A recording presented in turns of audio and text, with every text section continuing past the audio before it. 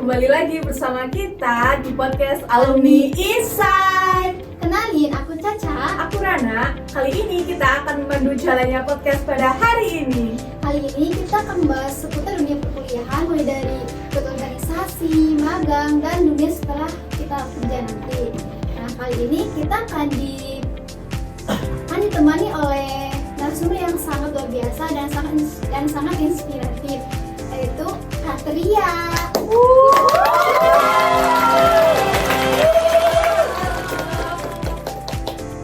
Gimana Katria? Kabarnya sehat? Alhamdulillah sehat. Perjalanannya lancar Katria? Alhamdulillah lancar banget nih. Kalian gimana nih? Kalau kita alhamdulillah sehat, tapi yang nggak sehat ya tugasnya ya Katria. Iya.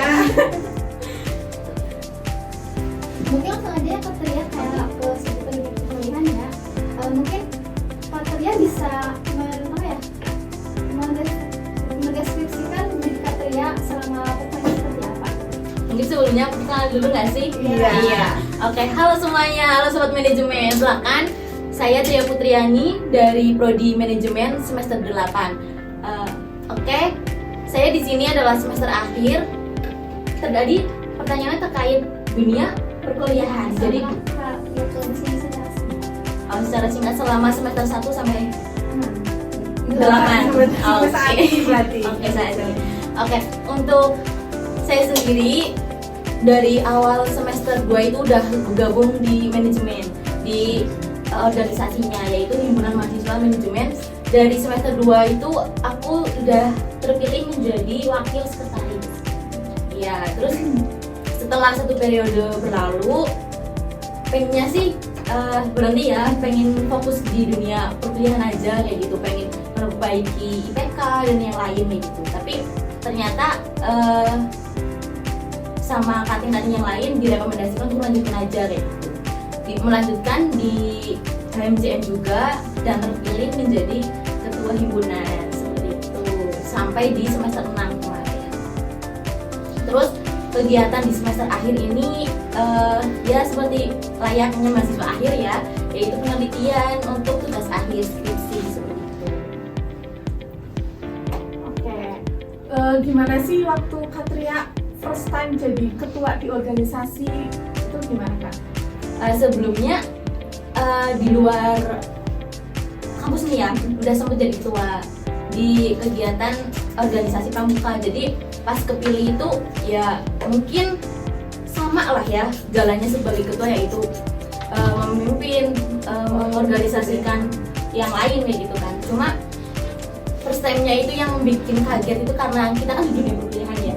Jadi gimana sih balance waktunya, yang membagi waktunya yang benar-benar effort gitu. Apalagi kan kita Gen Z ya, pasti kan pemikirannya beda-beda nih, diarahin ya cukup lumayan ekstra kayak gitu sih. Ada lagi? Ya mungkin kayak kan sama Katria ikut organisasi ini, pasti kan banyak juga nih tugas di kampus. Itu cara berbagi gimana ya? Pasti sangat sibuk banget loh. Oke, jadi kita mengutamakan mana yang lebih deadline-nya lebih dekat. Kalau misalkan di organisasi ini deadline-nya itu kayak rapatnya penting banget, urgent gitu ya, kita utamakan dulu yang deadline-nya lebih dekat. Terus tugasnya sih gimana kalau misalkan sama-sama deadline-nya juga dekat ya, kita kasih waktu jeda gitu di malam harinya gitu. Jadi kita selesaikan tugasnya di malam hari, nanti tetap jadi kita nggak sampai tertinggal di mata kuliahnya gitu sih. Jadi pintar-pintar kita bagi waktunya, mana yang paling urgent itu yang kita selesaikan gitu. Oh, berarti kayak apa ya, sama ikut organisasi ini nilainya aman kan Mbak? Nilai IPK-nya alhamdulillah untuk saya sendiri aman. Ya doain aja nanti selesai itu saya bisa mendapat cum laude. Pertama kan udah organisasi selesai nih. Iya. Di semester 6 ya Kak. Terus lanjut magang dulu atau KKN dulu nih kalau Katria? Nah, seru nih kalau misalnya pas KKN. Kebetulan saya sendiri itu nggak ikut KKN guys. Jadi kenapa kenapa sih Kak banyak banget nih pertanyaan dari adik tingkat ya sama yang seantara itu, kenapa sih kok bisa nggak ikut KKN? Nah jadi tipsnya itu kebetulan saya itu ikut pengabdian sama rektor di peradaban loh. Kalian kenal nggak? Jadi Bapak Asosiat Profesor Dr. Sutarmin SIMM itu udah pengabdiannya banyak banget. Kebetulan saya salah satu mahasiswa yang diajak pengabdian. Terus kepilih menjadi asisten pengabdiannya. Kenapa dapat rekognisi KKN itu karena pengabdian itu jangka waktunya 6 bulan guys. Jadi dari bulan Juli sampai Desember. Nah terus emang bisa Kak diambilnya KKN? Bisa. Kalian bisa pilih ada KKN, ada perbaikan nilai, atau rekognisi matkul. Kebetulan alhamdulillah nilai saya baik. Jadi saya lebih baik memilih rekognisi KKN karena pengabdian masyarakat sama KKN itu hampir sama 11-12. Kenapa sih? Kan biasanya banyak yang suka KKN, banyak kenal sama teman gitu kan, beda prodi, terus kegiatannya juga 40 hari. Karena saya pilih itu kayak gini, bukan karena teman, bukan karena pengalamannya, tapi dampak yang kita berikan ke masyarakat. Nah, saya merasa tuh dampak yang saya berikan, yang saya kontribusikan di pengabdian masyarakat bersama Prof tuh lebih memberikan dampak yang baik untuk kemajuan UMKM di Desa Sirampong. Jadi rasa kayaknya udah cukup deh, mendingan ikut KKN aja kayak gitu. Wah keren banget tuh. Terus tadi kan ada pertanyaan terkait magang. Nah pas waktu periode KKN itu kan 40 hari nih. Nah aku kan nganggur, yang lain KKN. Nah aku ambil kesempatan untuk magang, untuk memperbaiki CV kayak gitu. Nanti kan kita di dunia pekerjaan kayak pengalamannya apa, kan ada magang gitu. Jadi aku ambil magangnya di waktu KKN berjalan. Dari Katria sendiri ada nggak sih wishlist mau magang? Oh saya mau magang di sini nih gitu. Terus ternyata tercapai, ada yang kan ada beberapa biasanya kan, aku mau magang di sini dan ternyata lancar semua misal. Terus dari Katria sendiri itu ada yang pas nggak sama keinginannya Katria? Oke, izin jawab ya. Jadi wishlistku sih sebenarnya nggak ada, cuma yang penting magang aja. Yang penting magang, untuk tempatnya di mana aja boleh. Terus kebetulan karena aku masih terikat kegiatan pengabdian, terus masih ada tugas-tugas yang harus selesai. Jadi kan saya nggak bisa jauh nih dari Prof kan, karena harus standby kayak gitu kalau ada tugas ke kampus. Nah jadi direkomendasikan sama beliau itu juga yang deket aja. Dan kebetulan di Bank Syariah Indonesia cabang Bumiayu itu masih buka lowongan untuk anak magang, dan terus untuk periodenya itu bebas dari kitanya sendiri, gak harus. Biasanya kan ada magang itu dikasih jarak waktu ya, ya minimal itu 3 bulan kayak gitu kan. Nah itu betul. Jadi kalau di sana itu dibebaskan. Jadi aku milih 40 hari sesuai sama waktu KKN. Jadi pas KKN selesai, aku selesai dan langsung masuk ke perkuliahan. Nah kan selama itu kayak ada struggle kan? Apa sih yang Mbak rasain sama magang? Oke, struggle-nya itu kebetulan banget di tempat magang aku dipercayai sebagai ketua tim di tempat magang. Jadi nanti kalau misalkan ada tugas yang banyak itu diserahkan ke saya, nanti saya pembagian ke teman-teman magang yang lain. Nah, struggle-nya itu mereka itu minta job desk-nya sesuai dengan permintaan mereka gitu loh. Seharusnya kan jangan kayak gitu ya, namanya juga tempat magang di dunia kerja nyata gitu kan. Harusnya apa yang dikasih harus dijalani walaupun kita nggak tahu gitu kan. Kan namanya juga belajar bareng kan, belajar sama gitu. Nah, itu sih yang struggle-nya itu kayak kita udah dibagi tugas sama rata tapi merekanya nolak kayak gitu. Terus harusnya jamnya mereka tapi mereka malah leha-leha kayak gitu sih. Itu struggle-nya. Terus kita penyesuaian di dunia kerja kan baru first time kan nih terjun di dunia kerja, terus kayak kaget aja di bank ternyata kayak gini gitu sih. Penyesuaiannya aja. Kalau Katria sendiri kan dari manajemen ya, itu ambil konsentrasi apa kegiatan? Aku SDM. Nah SDM kan. Nah Katria masuk di magangnya di Bank Syariah. Iya. Itu kan ada perbedaan ya, maksudnya bukan perbedaan sih. Kalau bank kan identik dengan keuangan. Nah, tantangannya gimana sih Satria? Kan saya dari SDM ini masuk ke keuangan gitu.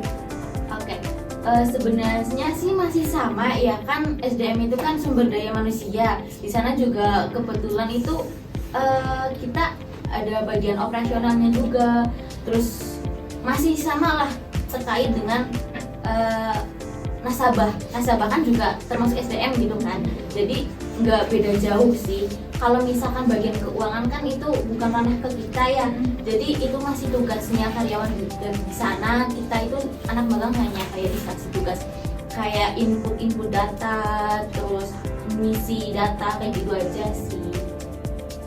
Kalau dari kan saya ikut organisasi lama nih, terus ada nggak sih dari pengalaman organisasi yang bisa diterapkan waktu Satria magang?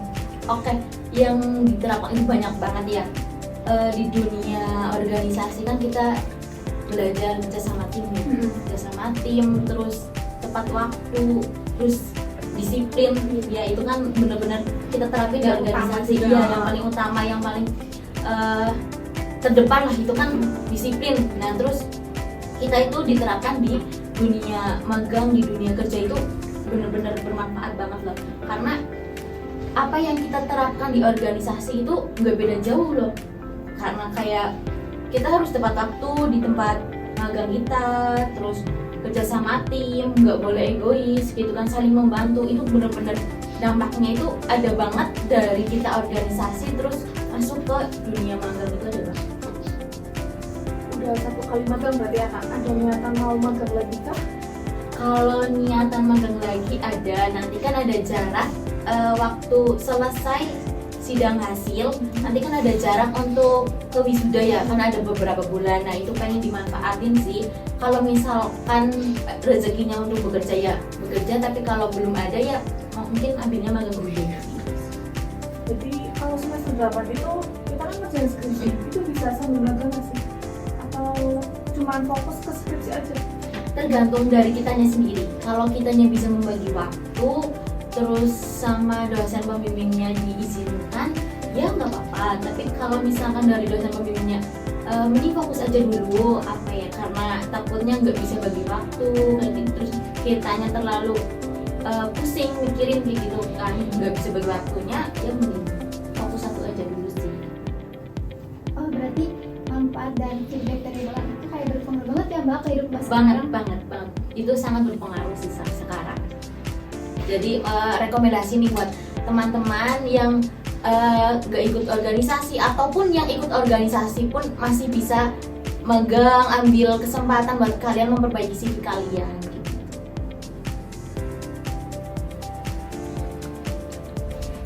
Ya, terus mungkin kayak abis selesai kuliah ini katanya ada kayak ingin untuk lanjut kuliah atau langsung kerja sih?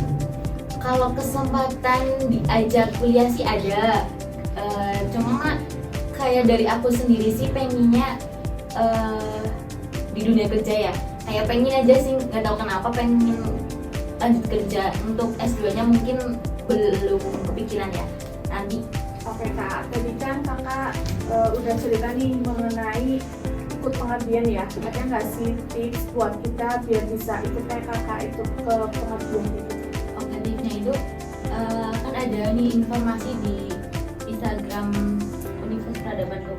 Biasanya kalau dosen yang lulus hibah itu kan nanti ada disebutkan nama-namanya siapa aja.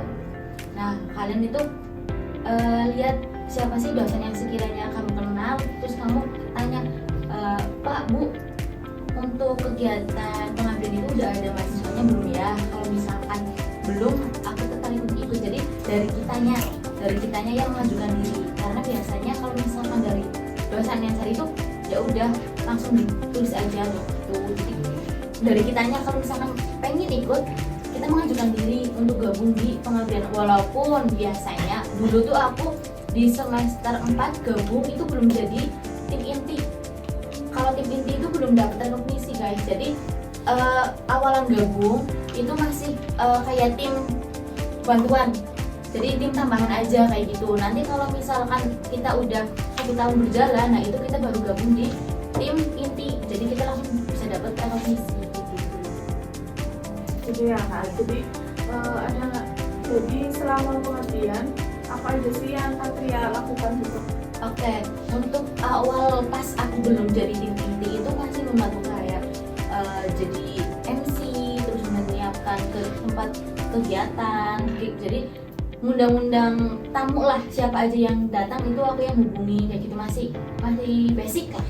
Tapi kalau misalkan udah jadi tim inti itu bagian input data, terus penyusunan laporan pengabdian, laporan kemajuan, laporan akhir kayak gitu, itu dari mahasiswanya. Terus kayak pembuatan video kegiatan, terus foto-foto dokumentasi itu jadi ada kegiatannya mahasiswa. Terus juga untuk kegiatannya itu mahasiswa paling banyak, karena kita itu harus kayak menyiapkan tempat itu kan dari kita, bukan dari dosen kan. Jadi dosen datang itu kita udah duluan kayak gitu. Terus untuk kita datang ke sana biasanya minimal survei itu ada 14 kali kunjungan, tapi kalau dosen itu minimal 6 kunjungan udah cukup. Jadi paling banyak itu dari mahasiswanya. Oke, mungkin karena sekarang Katria lagi skripsi ini, aku mau nanya gimana sih cara Katria menyusun skripsi yang baik itu seperti apa?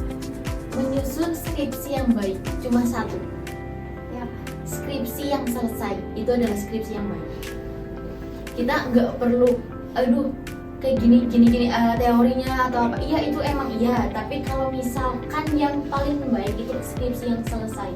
Itu percuma kalau misalkan kita bagus banget tapi kita nggak selesai, terus kita nambah semester kayak gitu, itu kayaknya kurang ya. Tapi yang paling baik itu adalah skripsi yang selesai. jadi tergantung dari pribadi kita ya, Kak? Iya betul. Jadi kalau misalkan, karena kan skripsi itu tugas kita ya, jadi kita yang menghubungi dosen, bukan dari dosen menghubungi kita. Kalau misalkan kitanya diem, ya udah dosen juga diem. Nah, terus cara Katria cari tempat untuk kuliah itu gimana sih? Susah atau enggak? Oke, aku kan kebetulan di konsentrasi SDM ya, kan tempatnya itu di tahun saya sama Kak itu beda. Kalau di tahun saya responden itu minimal 150. Kalau dulu itu hanya cukup 100 aja udah cukup. Kenapa 150? Karena kan tiap tahun kan biasanya beda-beda. Jadi nanti kalau misalkan di PT atau di rumah sakit, pokoknya cari aja tempat penelitian dengan karyawan atau pegawai lebih dari 150. Itu paling penting tuh itu. Kenapa? Karena itu udah dihususkan untuk SDM. Sumber daya manusianya itu harus lebih dari 150. Nah, paling banyak kan paling PT atau rumah sakit. Nah, aku tertarik di bagian rumah sakit karena di rumah sakit. Dan kebetulan judul aku itu membahas terkait work life balance, kehidupan dan keseimbangan kehidupan dan pekerjaan. Jadi karena di rumah sakit kan biasanya udah shift 24 jam, capek kan biasanya, antara hidup dengan kerja itu nggak seimbang. Jadi aku pilih di rumah sakit. Nah, kan cara cari sumber itu susah ya, sama bagi kuesioner itu gimana sih Mbak biar kayak gampang gitu? Oke, jadi kita sesuaiin. Kalau pemakan di manajemen kan ada 4 konsentrasi. Cuma saya bahas cuma 2 ya, pemasaran sama SDM. Kalau pemasaran itu kuesionernya cukup pakai Google Form, karena kan biasanya disebar online kayak gitu kan. Tapi kalau misalkan di rumah sakit atau PT kita sesuaiin. Dari sananya kalian tanya sama entah manajer atau HRD, itu kalian tanya di sini tuh lebih baik, lebih cepat itu pakainya apa, hard file ya soal berbentuk kertas kayak gitu, atau pakai Google Form. Nah, kalau misalkan di RS yang aku penelitian itu pakainya hard file, pakai soal. Nah, itu kan karena di sana kan jarang pakai HP ya pegawainya, jadi takutnya lupa terus lama. Jadi kalau misalkan udah lihat hard file kan, oh ya ini harus diisi kayak gitu. Jadi kita sesuaiin tempat sama kalian bisa tanya-tanya di sana itu lebih cepat pakainya apa. Oh, berarti itu datang ke tempatnya secara langsung ya? Iya betul. Jadi nanti untuk teman-teman yang semester 6 nih, kalian itu cari tahu sama kating-kating yang udah skripsi, yang udah ada pengalaman. Itu yang pertama, observasi dulu, observasi ke tempat rumah sakit. Terus jangan cuma satu, kayak kamu pilih rumah sakit PT atau yang lain yang SDM-nya banyak, itu pokoknya nyebar suratnya banyak, jadi nggak fokus sama satu. Kalau misalkan satu ditolak kan masih ada yang lain. Nah kayak gitu, jadi kalian sebar beberapa. Nah kalau misalkan udah diterima nih satu, berarti kamu fokus di satu. Habis observasi, terus permintaan data. Habis data itu untuk di bagian bab pertama, bab 1, di bagian latar belakang kayak gitu. Terus lanjut nanti ada penelitian. Habis penelitian pembagian kuesioner. Habis kuesioner olah data, terus gitu. Nah, tadi kan kita udah bahas 4 topik nih, tentang organisasi, magang, perkuliahan, dan pengabdian. Ada nggak sih tips and trick buat kita adik kelas Katria biar bisa menjadi seperti Katria? Oke, tipsnya itu di perkuliahan kita aktif bertanya. Kalau misalkan ada pertanyaan, terus kan ada partisipasi tuh nilai. Nah, kita itu harus aktif. Jadi kita nanti dinotis, kita diajak kelihatan sama dosen-dosen, itu bisa menjadi peluang buat kita bisa ambil pengalaman di luar perkuliahan. Gitu sih. Tipsnya yang penting kita aktif di kegiatan di perkuliahan juga. Oke, baik Kak Cia, terima kasih untuk insight yang bermanfaat dan menginspirasi buat kita semua. Amin.